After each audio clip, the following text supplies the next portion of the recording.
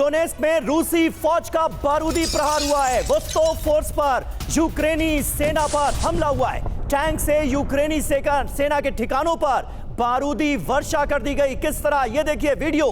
रूसी हमले में यूक्रेनी सैन्य ठिकाने कर दिए गए तबाह।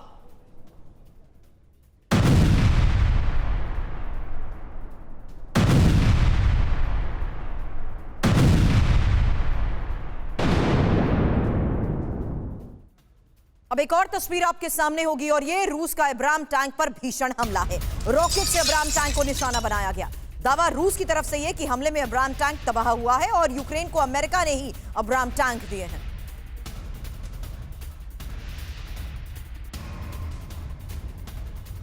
तो अब ये तस्वीरें होंगी आपके सामने, जहां देखिए किस तरीके से अमेरिका से यूक्रेन को मिले अब्राम टैंक को लेकर यह खबर है। रूस ने भी दावा किया है कि अब्राम टैंक इस हमले में तबाह हुआ। और अगली बड़ी खबर, रूस की मोटराइज्ड ब्रिगेड का बारूदी प्रहार। यूक्रेनी ठिकानों पर दागे गए मोर्टार।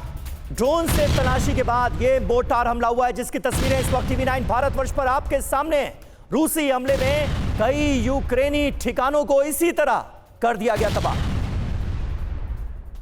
और अब आज की सबसे बड़ी खबर, क्योंकि इजरायल ईरान युद्ध में अमेरिका की रणनीति को लेकर खबर बड़ी है। यूएस का मध्य पूर्व में रक्षा कवच बनाने का प्रस्ताव, ईरान के खिलाफ रक्षा कवच बनाने के प्रस्ताव को लेकर बड़ी खबर और डिटेल इंफॉर्मेशन अब थोड़ी देर में आपके सामने होगी। आपको बता दें, रियाद में ब्लिंकन ने 5 देशों के साथ बैठक की है और अमेरिका और मध्य पूर्व देशों के बीच बैठक में बनी रणनीति को लेकर ही इस वक्त की ये सबसे बड़ी खबर है।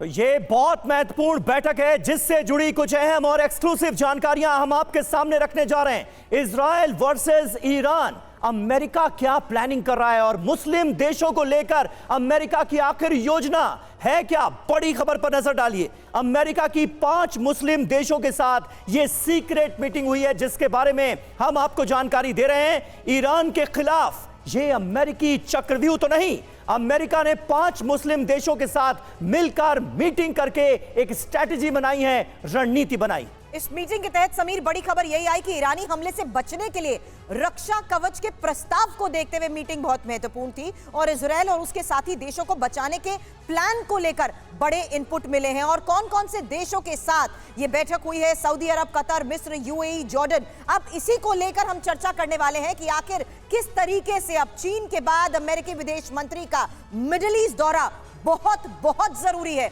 यहां तक कि रियाद में एंटनी ब्लिंकन की मौजूदगी के तहत मुस्लिम देशों के साथ हुई बैठक से क्या बड़ी खबर निकलकर सामने आ रही है समीर? जी हां, मुस्लिम देशों के विदेश मंत्रियों के साथ ईरान जंग पर मंथन हुआ है और सबसे बड़ा मसला तो देखिए यही है, ईरान और इजराइल के बीच जो जंग चल रही है उसका अंजाम क्या होगा, अमेरिका की भूमिका क्या होगी। सवाल यह कि क्या ईरान से युद्ध में इजराइल का साथ देंगे मुस्लिम देश? अगर ईरान से युद्ध होता है, यानी डायरेक्ट वॉर की नौबत आती है इजराइल और ईरान के बीच, तो ऐसे में इन मुस्लिम देशों का रुख क्या होगा? अमेरिका पूरी तरह से इजराइल के साथ है, यह दुनिया जानती है, लेकिन ईरान क्योंकि एक मुस्लिम देश है तो बाकी मुस्लिम देशों का रुख क्या होगा, इसका इंतजार हर किसी को है। हमारे साथ कई खास मेहमान इस वक्त जुड़ रहे हैं, उनसे आपका तारुफ करा दें। मेजर जनरल जीजी द्विवेदी हमारे साथ मौजूद हैं। इसके अलावा मेजर जनरल वीके दत्ता हमारे साथ मौजूद हैं। निनाद सेठ रक्षा विशेषज्ञ के तौर पर हमारे साथ मौजूद हैं और हमारे सहयोगी मनीष झा इस वक्त हमारे साथ हमारे स्टूडियो में ही मौजूद हैं। मनीष, सबसे पहले जरा थोड़ी क्लैरिटी दीजिए। अमेरिका की यह कोशिश साफ तौर पर नजर आ रही है कि मुस्लिम देशों को अपने पाले में लाया जा सके, ताकि इजराइल की जिस तरह से अमेरिका मदद कर रहा है उसमें थोड़ी और हेल्प मिले। हुआ क्या क्या है इस मीटिंग में? देखिए समीर, 14 अप्रैल वो तारीख है जब मुस्लिम देशों ने भी देखा कि ईरान की वास्तविक क्षमता क्या है, जब उन्होंने 350 मिसाइल और ड्रोन से हमला किया। और उसके बाद से मुस्लिम देश भी काफी डरे हुए हैं। उन्हें लग रहा है कि जंग जब होगी और वैसी स्थिति में ईरान वर्चस्व बनाने के लिए जब उन देशों पर यह कहकर हमला करेगा कि यहां से अमेरिकी फाइटर जेट उड़ान भर रहे हैं, तब क्या होगा। और इसी बीच देखिए हालात क्या हुए। अमेरिका के विदेश मंत्री चीन गए, चीन में जाकर उन्होंने मनाने की कोशिश की कि ईरान को समझाइए, चीन राजी नहीं हुआ। तो तो अमेरिकी विदेश मंत्री मिडिल ईस्ट में पहुंचे हैं और प्लान यह बना कि ईरान के साथ जब इजराइल की जंग होगी और ईरान के किसी भी दुस्साहस का जवाब देने के लिए सभी मुस्लिम देशों को एक एयर डिफेंस सिस्टम के तहत आना पड़ेगा, यानी एक ऐसे रक्षा कवच के भीतर आना होगा जहां से आप ईरान के हमले का जवाब देंगे। और फिर देखिए 14 अप्रैल को हमने देखा कि जॉर्डन में किस तरह से जो ईरान के मिसाइल है उसको मार गिराया गया था। तो जॉर्डन को यह आशंका है, यह आशंका सऊदी अरब को है, सऊदी और ईरान के अदावत को सब कोई जानता है, वही आशंका कतर को है, वही आशंका इजिप्ट को है।